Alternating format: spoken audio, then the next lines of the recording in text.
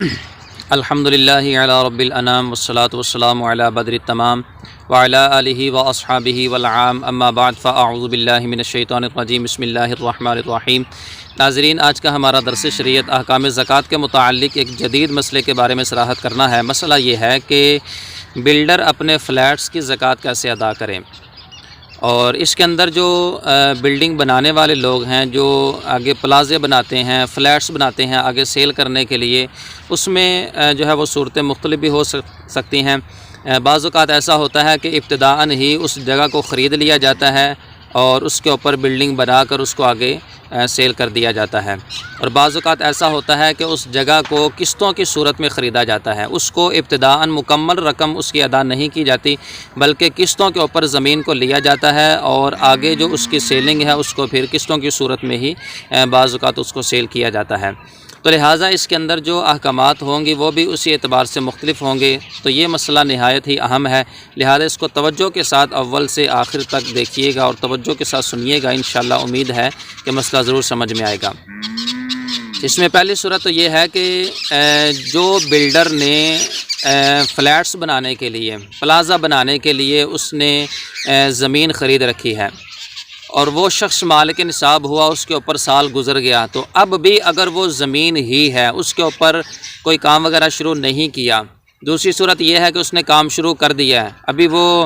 جو under construction جو سلسلہ جاری ہے، اور تیسری صورت یہ ہے کہ کام مکمل ہو چکا ہے۔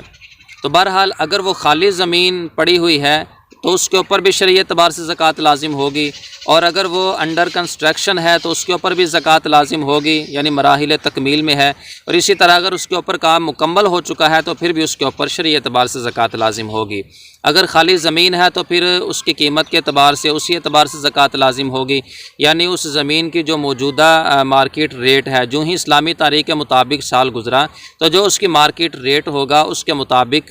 وہ شخص اس کی زکوٰۃ ادا کرے گا۔ اور اگر وہ انڈر کنسٹرکشن ہے تو ایسی صورت کے اندر جتنا اس کے اوپر مال لگا چکا یا اس کے اوپر لگانے والا باقی مال پڑا ہوا ہے، سیمنٹ ہے، سریہ ہے، کیونکہ بعض اوقات ایسا ہوتا ہے کہ اکٹھا مال لے کے رکھ لیا جاتا ہے، اس طرح سستا بھی پڑ جاتا ہے اور آسانی بھی ہوتی ہے کام کے جو ہے وہ چلانے کے اندر۔ تو ایسی صورت کے اندر وہ اس پلازے کی جو قیمت ہوگی، جتنا وہ بن چکا ہے یا جو اضافی مال پڑا ہوا ہے جو اس کے اوپر لگنا ہے، اس تمام مال کے اوپر وہ شخص زکوٰۃ دینے کا مکلف ہے۔ اور تیسری صورت یہ ہے کہ پلازا تیار ہو چکا، فلیٹس مکمل ہو چکے، اس کے اوپر سال بھی گزر چکا، تو اب وہ شخص مکمل فلیٹس کی زکوٰۃ ادا کرے گا۔ اس کی جتنے بھی مارکیٹ ویلیو ہوگی، مارکیٹ ریٹ ہوگا، اسلامی تاریخ کے مطابق سال گزرنے پر جو اس کا مارکیٹ ریٹ ہوگا، اس ریٹ کے مطابق وہ شخص اپنے مال کی زکوٰۃ ادا کرے گا۔ لہٰذا اس اعتبار سے وہ جو پلازا یا فلیٹس ہیں وہ چونکہ موالے تجارت میں سے ہیں، وہ کسی بھی حالت کے اندر ہو، ابتدائی حالت میں ہو، درمیانی حالت میں ہو، یا وہ آخری مراحل کے اندر ہو، مکمل تیار ہو چکا ہو، بہر صورت اس کے اوپر شرعی اعتبار سے زکوٰۃ لازم ہوگی، وہ شخص اس کے اوپر 2.5% زکوٰۃ دینے کا مکلف ہے۔ اور اس کے اندر دوسری اہم بات یہ ہے کہ جو ہی اس شخص نے مال کی زکوٰۃ دینی ہے، فلیٹس کی زکوٰۃ دینی ہے، تو اس فلیٹس کے اوپر اسلامی تاریخ کے مطابق جو ہی سال مکمل ہوا تو سال مکمل ہونے پر جو اس کی مارکیٹ ریٹ ہے اس کی وہ شخص زکوٰۃ ادا کرے گا اس کے مطابق۔ اور اس کے اندر یہ بھی اہم ہے کہ اگر اس کے علاوہ بھی اس شخص کے پاس کچھ مال زکوٰۃ پڑا ہوا ہے، سونا چاندی کی صورت میں ہے، یا اس کے علاوہ اموال تجارت کی صورت کے اندر ہے، یا اس کے علاوہ کوئی اور بھی اس نے فلیٹس خرید رکھے ہیں یا آگے بنانے کے لیے اس کو چھوڑا ہوا ہے، تو سونا چاندی ہو، کوئی مال تجارت ہو، یا اس کے علاوہ اضافی رقم اس بندے کی اکاؤنٹس کے اندر پڑی ہوئی ہے یا اضافی رقم اس بندے کے پاس پڑی ہوئی ہے، تو جب سال مکمل ہونے پر وہ شخص زکوٰۃ دے گا تو کل اموال زکوٰۃ کی وہ زکوٰۃ ادا کرے گا، یعنی وہ فلیٹس کی بھی زکوٰۃ دے گا، اس کے علاوہ سونا چاندی ہے تو اس کو بھی شامل کرے گا، اضافی رقم اس کی پڑی ہوئی ہے تو اس کو بھی شامل کر کے وہ شخص کل مال کے اوپر 2.5% زکوٰۃ دینے کا مکلف ہوگا۔ اور اس کے اندر تیسری بات قابل غور وہ یہ ہے کہ جب وہ شخص زکوٰۃ نکالے گا تو زکوٰۃ نکالتے وقت وہ شخص اپنی حاجات اصلیہ کو نکال لے گا، جو بھی اس کی ضروریات ہیں، گھریلو ضروریات ہیں، یا اس کے علاوہ جو مزدور ہیں، کام کرنے والے لوگ ہیں، یا جو کمپنی سے وہ بنوا رہا ہے، تو ان سب کی جو تنخواہیں ہیں جو اس نے ریسنٹلی دینی ہے، تو جو بھی ضروریات اور اس کے متعلقہ اخراجات ہیں ان کو نکال کر، اور اگر اس شخص کے اوپر کچھ قرض بھی ہے تو اس قرض کو بھی نکال کر وہ شخص بقیہ مال کے اوپر زکوٰۃ دینے کا مکلف ہے۔ کیونکہ ایسا ہوتا ہے کہ بعض اوقات زمین کو خریدتے ہی قسطوں کی صورت میں ہے، یا ادھار خریدتے ہیں قسطوں کی صورت میں، تو وہ جو قسطوں کی صورت میں زمین خریدی ہوئی ہے اس کے پیسے بھی دینے والے ہیں، جو کہ قسطوں کی صورت میں بندہ ادا کرتا ہے یا بعد میں اکٹھے ادا کرے گا۔ بہرحال جتنے بھی پیسے اس بندے نے اس جگہ کے دینے ہیں اتنے پیسوں کا وہ شخص مقروض ہے، ان پیسوں کو زکوٰۃ کی ادائیگی کے وقت علیحدہ کر لیں گے، اتنی مالیت کو، اتنی رقم کو علیحدہ کر کے بقیہ جو اس کے حق میں مال بچ جائے گا اس کے اوپر وہ شخص 2.5% کے حساب سے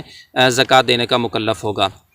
اور زکوٰۃ دینے کے حوالے سے اس کا آسان اور احسن طریقہ بیان کر دیا گیا ہے کہ جتنے مال کی بھی اس شخص نے زکوٰۃ دینی ہے، کل مال کو لکھ کر اس کل مال کو 40 کے اوپر تقسیم کر دیا جائے، تو جو بھی حاصل تقسیم ہوگا وہ اس کے کل مال کا 2.5% حصہ ہوگا، جو کہ بطور زکوٰۃ اس شخص کے اوپر دینا لازم ہے۔ اور اس کے اندر چوتھی بات وہ یہ ہے کہ جب اس شخص نے فلیٹس بنا لیے تو فلیٹس بنانے کے بعد ضروری نہیں کہ ہر فلیٹس جو ہے وہ نقدی کی صورت میں ہی سیل ہو، بارہا ایسا ہوتا ہے کہ قسطوں کی صورت میں فلیٹس جو ہے وہ سیل کیے جاتے ہیں۔ تو جب قسطوں کی صورت میں فلیٹس سیل کیے جائیں گے تو ایسی صورت کے اندر کل فلیٹس کے اوپر اس شخص کے اوپر